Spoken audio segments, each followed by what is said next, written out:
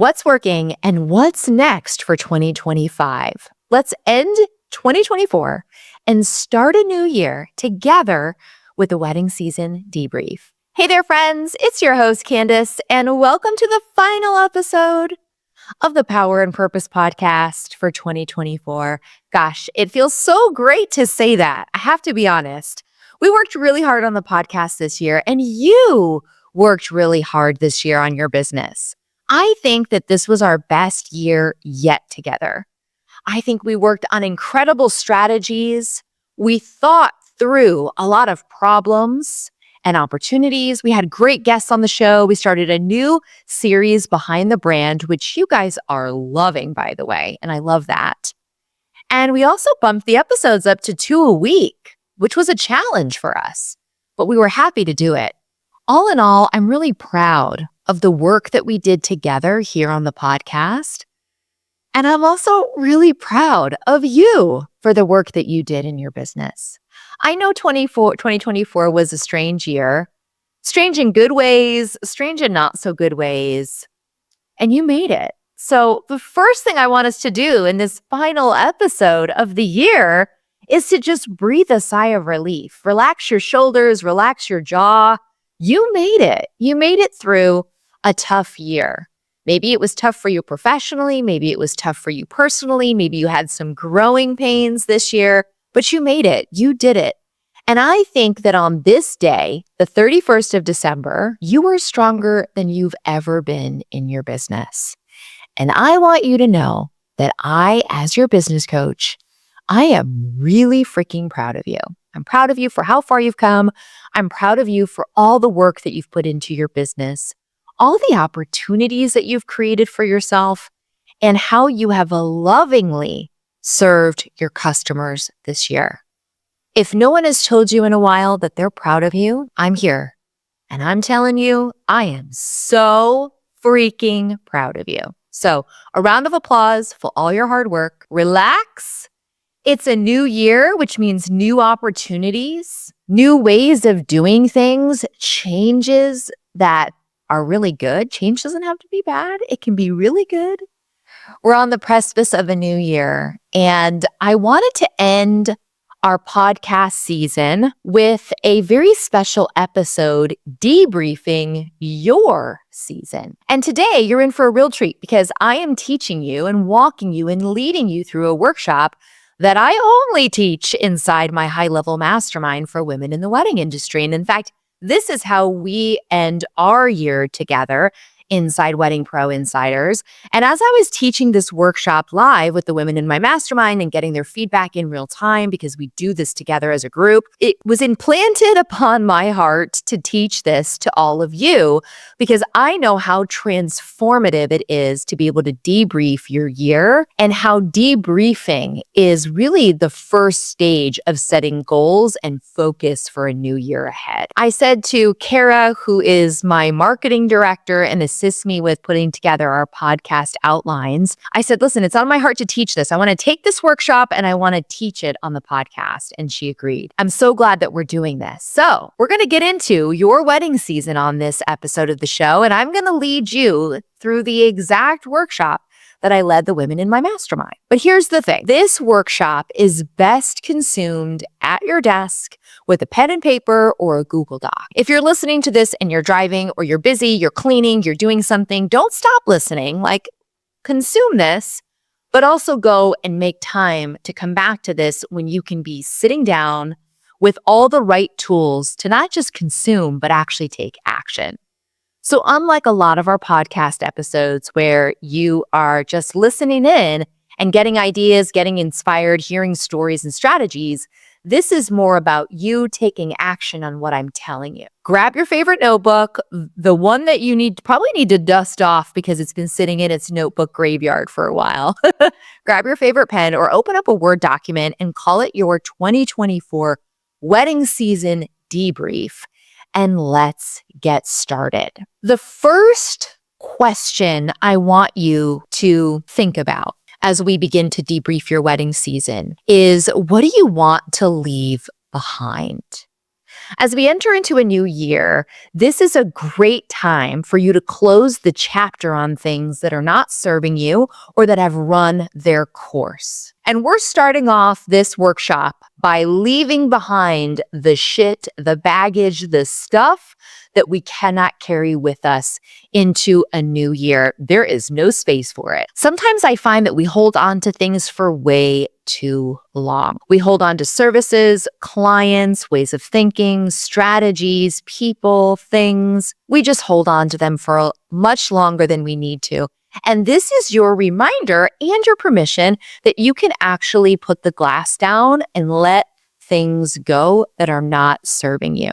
And you get to make that choice as you enter into a new year. You get to wipe the slate clean. Like I mentioned, as you're thinking about the things that you want to leave behind, these can be situations, mistakes that you made this past year, relationships that are not serving you, friendships that are not serving you, partnerships that are not serving you, and equally as important, mindsets that are limiting you from the possibilities and from the potential of your business. Scarcity, imposter syndrome, perfectionism, fear of judgment.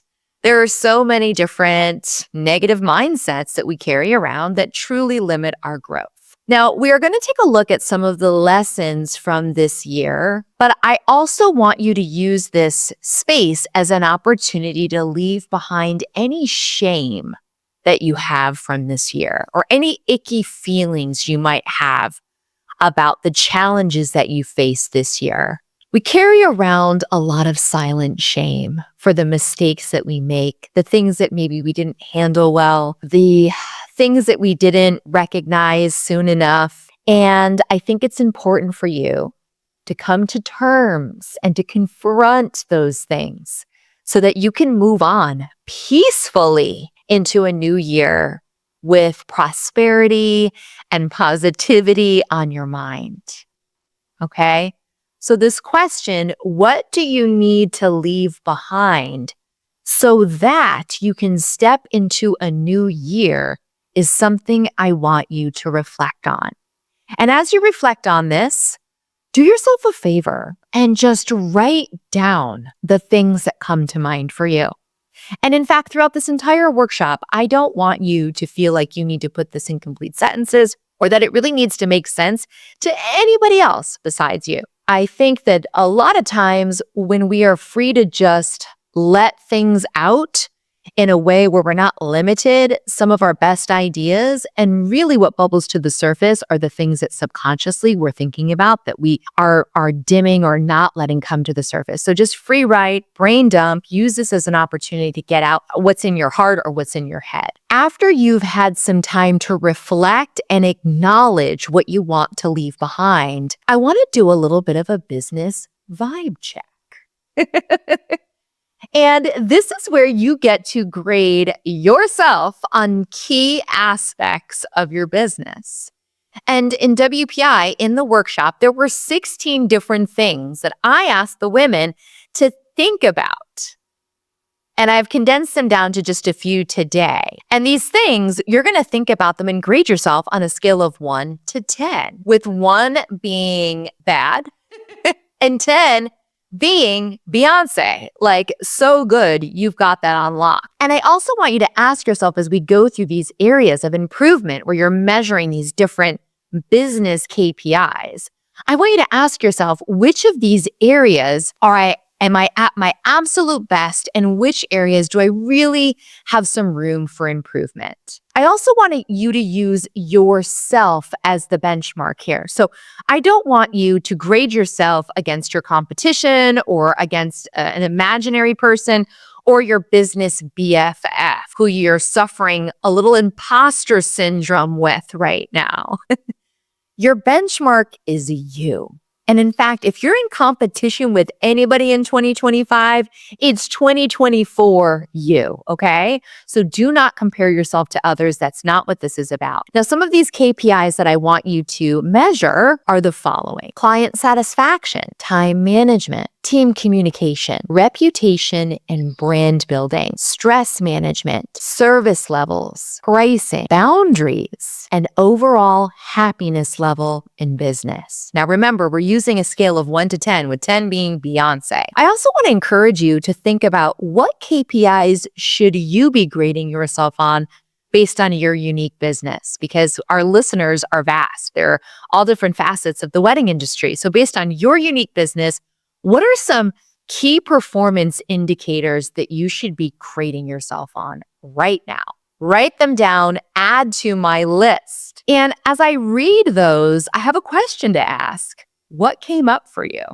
Because your initial thought, I'm a 5, I'm a 7, I'm a 3, could be right.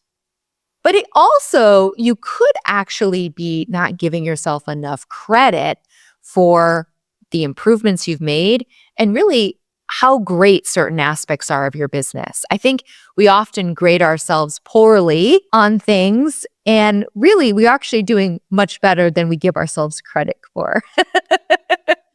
So we have to balance a little bit of some self-criticism that might be a little too harsh with also getting really honest with yourself about areas that truly do need to be improved. I think these pulse checks are so important because it's really easy for you to let too much time go by in between looking at some of these things and then end up wondering, how did I end up with a business that I completely hate, or a situation that is completely spiraled out of control, or something that has become so complicated where I'm just craving simplicity? This is your chance to do a vibe check for your business, grade yourself on different KPIs, and see where you can improve. That's going to be a really good indication of where we should be spending our time in 2025, especially in our off season, where we should put the majority of our time and effort. Once we've done our business vibe check, I'm now going to lead you through some different categories of questions. So this, if you haven't grabbed a pen or a piece of paper, this is the time to do that, okay? We're going to break your business up into a few different categories, and what I'm going to do is ask you some questions regarding these categories, and you are going to assess yourself and brain dump your responses to these questions. Are you ready? Okay. Let me grab a sip of vitamin water from my enormous Stanley, which is keeping me hydrated all year long. Okay, first, client perspective. Our 2024 wedding season debrief, we're going to start looking at your clients and zeroing in on 4 specific questions related to your clients. The first is, what feedback did you receive from clients this year, both positive and negative? The feedback that you've received is a great indication of what you're doing well and what you can improve upon. Next, which clients were a joy to work with and why? What about them was so great? What made them your ideal clients? I love reflecting back with tons of gratitude on the clients that you just love serving, that you just, honestly, it's why you wake up on a Monday to get to your computer, because you love supporting these clients.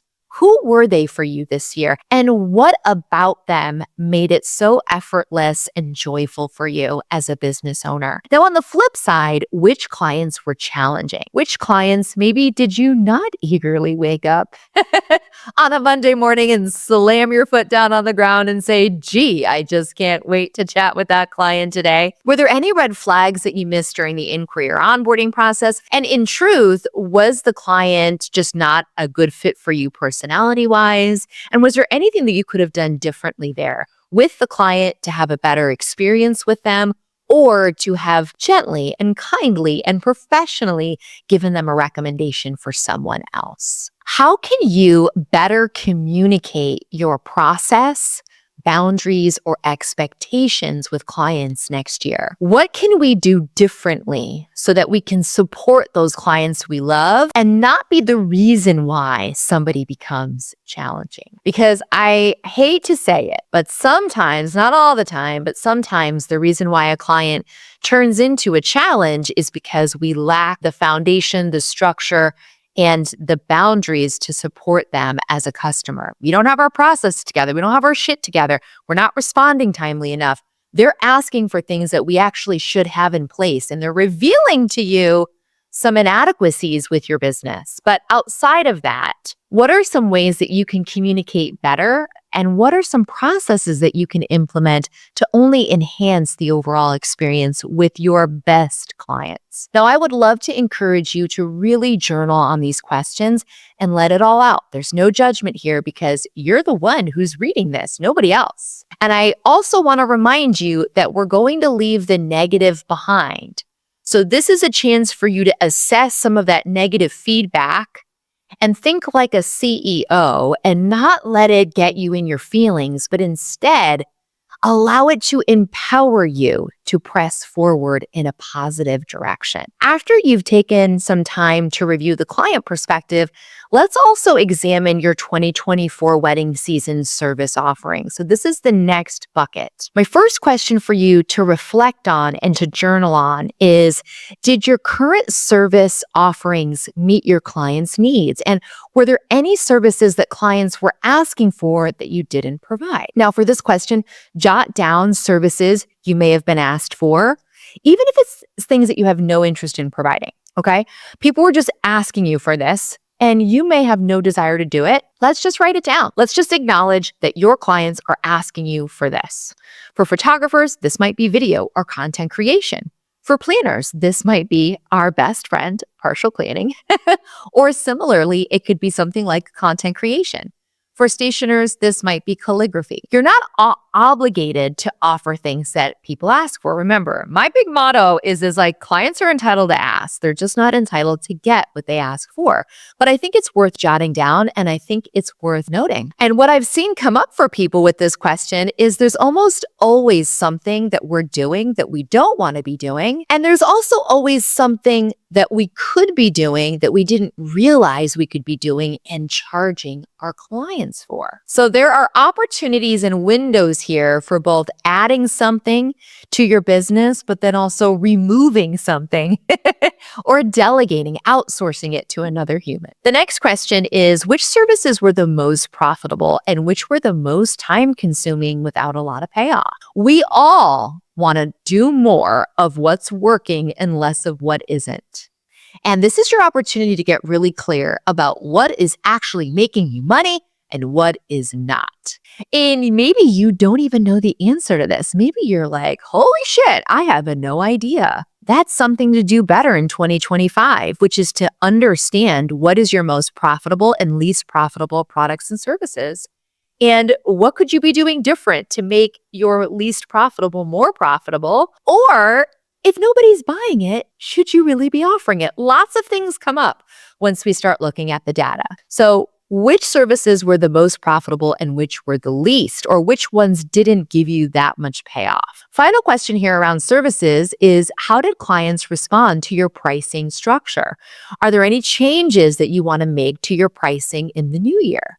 If you're dying to raise your price and you're already getting pushback, it's kind of time to start thinking about maybe who your clients are and if you need to switch some things up in your business to appeal to a clientele that can afford the service level you want to provide. I can't answer this question for you on a podcast. I can help you inside my course, The Client Cocktail, which, by the way, is honestly the top course in the wedding industry, period. But for figuring out who your ideal clients are, my formula, my method is so simple. It is going to change the way you think about attracting people. But outside of that, I can't answer the question for you here. Only you know your business and you know what works and what doesn't. But if you want to raise your price and the people can't pay, you need new people, and you need to figure out if there are people out there who will pay the price that you want to charge. And if they are, that's going to change the direction of their business. If they're not out there, which happens actually a lot, if there are not clients willing to pay you the amount that you want, then you're going to have to kind of think through what that means and what changes you need to make. The next bucket here in our wedding season debrief for 2024 is workflows and systems. Now that we've talked about services, I want us to talk about workflows and systems. So here are the 3 questions you need to examine in this bucket. Where did your workflows break down this year? And did you drop the ball on any deadlines or client communications this year? Your workflows in 2025 need to be smarter and simpler. They need to save you time, and they need to make the client experience better. So which ones broke down for you, and did you drop the ball on anything? Did you drop the ball on editing? Did you drop the ball on making changes to certain things for clients? Did you drop the ball on deliveries? Did you drop the ball on communication or follow-up? Listen, it's okay. It's okay to drop the ball, meaning like it happens. We get busy, we get overwhelmed. But if you're dropping the ball too much and your clients are noticing, you need help and you need better systems. Which tools or systems worked well for you and which felt clunky or inefficient? I am so guilty of growing my business to a point where I'm using lots of tools and now I desire to simplify things. You might be feeling the same way. So which ones are working and which ones do you really need to think long and hard about if you even need it or if there's a better solution out there for you? You guys know I recommend tools all the time. I see my job as your coach as a way as helping you to make decisions in your business. Some of those decisions around tools, but I'm also a big believer in using what works best for you. This is your chance to figure that out. Final question here around workflows and systems is, did you feel overwhelmed during peak season? And if so, where can you automate or streamline next year? What needs to change? Most of us feel overwhelmed during peak wedding season, but there are some things that we could be doing differently to ease that overwhelm. This is a chance for you to figure out what that is. Now, I do want to say workflows and systems, this isn't just about client delivery. This can also be around marketing or bookkeeping because those tend to be a mess, especially this time of year. And sometimes these questions also tell us things about our own habits. I know that I tend to procrastinate when I'm overwhelmed, and I know I'm not alone in that. That's just my tick. It's something that I do. When I'm overwhelmed, I shut down and I go and clean my closet. It's what I do. Let me know if there's any fellow closet cleaners out there, but it's something that I do. But walking through this can reveal some habits or things that you might need to change or you need to adjust your expectations around, which is a whole other podcast episode. The next subset of questions is around your team. And I want you to spend some time examining your 2024 wedding season and how the team performed.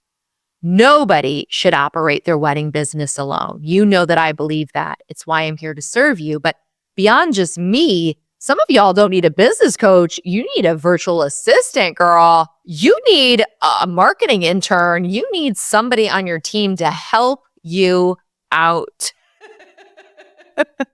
Now, some of you guys have full-time employees. Some of you guys have rather large teams. Some of you have smaller teams with subcontractors. But this is a chance for you to examine how things went with the people you've hired to be in your corner. And as you think about these questions, I also want to encourage you to debrief with your team. So you can actually take this entire workshop and do it with your team as well, which might be such a great exercise. So the questions around team are this. How well did your team execute their roles this year? And were there any gaps in performance or understanding? If you see gaps, this is a spotlight on how you should increase training for your team and some things that you can do better to give your team the tools they need to do the job. Next, were there any communication or delegation challenges within your team that caused stress or inefficiencies in your workload? With clients, I say one of the biggest reasons for upset clients is lack of communication or poor communication. And I will say that one of the big reasons why somebody on your team might not be performing is lack of communication and lack of training and lack of delegating to them. So this is a chance for you to see if that's true. Final question around team. What roles, training, or stress or resources could help your team improve and support your business goals for next season? So we're examining here what went not great, what did go good, and then what could help things be smoother and better in this new year. Maybe where should you invest in training or where should you invest in a new team member? Do you need to switch around your org chart and do things a little bit differently, give people a new position or update roles? Things might need to change. And it will be illuminated for you through answering some of these questions. Now, once you've asked these questions and answered them, do you feel like you need more help in your business? Maybe you're already thinking like, I need more help. I already know Candice is right. I need to hire. Make 2025 the year that you stop thinking small about hiring and you start hiring people to help you. We're going to wind down our wedding season debrief with a final set of questions, and this is around future casting for your 2025 wedding season. We've talked about a lot so far, and you can see why I asked you to grab a pen and a piece of paper and to be writing this down in a Word doc if you wanted. But there are two questions that I need you to ruminate on for 2025. I actually need you to sit and meditate and think on and reflect on this. I need you to reach deep down into your gut, into your belly, and pull out these answers from your subconscious, from your intuition, and really listen to yourself and examine the edges of these two questions. And they're simple, but they're actually really difficult to answer, especially in a world where we're bombarded with shoulds and coulds and woulds, and everybody's telling us what we should be doing. Here are the two questions I want you to answer. What do you want more of next wedding season? And what do you want less of? Where do you want to be spending more of your time? What do you want more of? What do you want to make space for in your life and in your business? And sometimes more is less, just saying. Sometimes I want more. I want more of less clients. I want more money doing less work, but equally, we also have to examine what we want less of. What do we no longer want to invite? What are we no longer willing to tolerate? Where do we no longer want our time and attention being dragged and pulled to? What do we want less of? And while some of these questions here are the most important, I like to ask these two after because I think you get better answers here. I think you get better answers after you go through all of those micro questions around different aspects of your business. I think that the answers to those questions help illuminate what you want more and less of in your business. And I bet you are agreeing with me. So that is a wrap on our final episode of the year and a wrap on your wedding season debrief. I hope that you're ending this episode and ending your year feeling clearer and lighter and more intentional about your path forward. And I want you to remember everything that we talked about today, reflecting on your past, recalibrating your business, and really setting a vision and a tone for the future.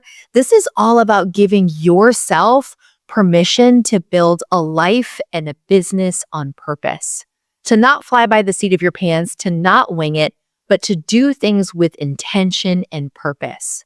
Now, if this episode resonated with you and you are craving more support and accountability and guidance in 2025, I want to invite you to jump on the wait list for Wedding Pro Insiders. I don't know when we will have an open spot available, but when we do, trust and believe you're going to want to be on that wait list to know. I genuinely have no idea when we will have an available seat, but when we do, I want it to go to you if you want my support one-on-one to grow your business and you want to be surrounded in a small and intimate group of women who are focused on this type of shit in their business and who are committed to growing and scaling their business with intention. You can learn more about it by going to weddingproinsiders.com. All right, friend, that's a wrap. It's been a great year. I want to thank you for being here and for trusting me and for allowing me into your space this year. I see it as a huge honor and I take it as a huge responsibility. I do have one favor to ask you before we go, and it is if you enjoyed the podcast this year, and if it helped you, if it served you, would you do me a favor and would you leave a review? I don't ask for reviews very often. I know you're busy, and I don't believe in begging for reviews on a podcast, but I'm going to ask you, if this supported you, would you do me a favor and drop a review on Apple Podcasts, Spotify, or wherever you're listening? And if you can't do that, would you do me a favor and drop me a DM and just share with me that you are enjoying the show? As a podcaster, it can feel pretty lonely sitting here in my office talking to a camera and a microphone. And I love hearing from you. I love it. It fires me up and it gets me excited to record the next episode. So please drop a review, drop me a DM, and thank you again for being here. I'll see you in a fresh new year.